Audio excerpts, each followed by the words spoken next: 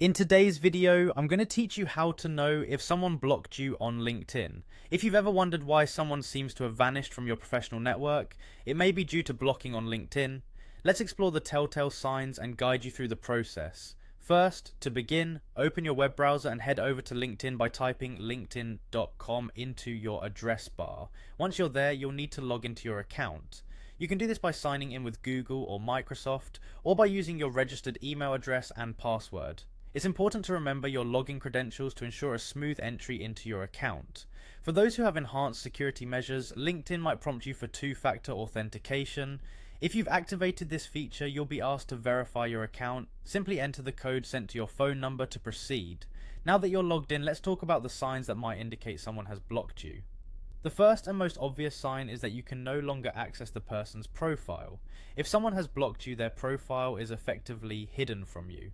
When you search for their name, the profile won't appear in the LinkedIn search results any longer. It's almost as if the person's digital footprint on LinkedIn has vanished, specifically in regard to your account. It's also important to note the breadth of their activity you'll miss out on. You will not be able to view any updates or activities they post. This includes their recent posts, comments on articles, or shared content. Furthermore, messages between you and the blocker will also become inaccessible. You'll find that you cannot send them messages or interact with their past messages. This complete lack of visibility and communication is a strong indicator that you could have been blocked. Another thing to keep in mind is the Who Viewed Your Profile section. Generally, LinkedIn allows users to see who's checking out their profile. However, if you're blocked, your visits to their profile page are not recorded in this section on their profile. This absence from their viewer list simply means that they won't know you visited their profile, and you're effectively invisible. By following these steps and understanding these signs, you can determine whether or not someone has blocked you on LinkedIn.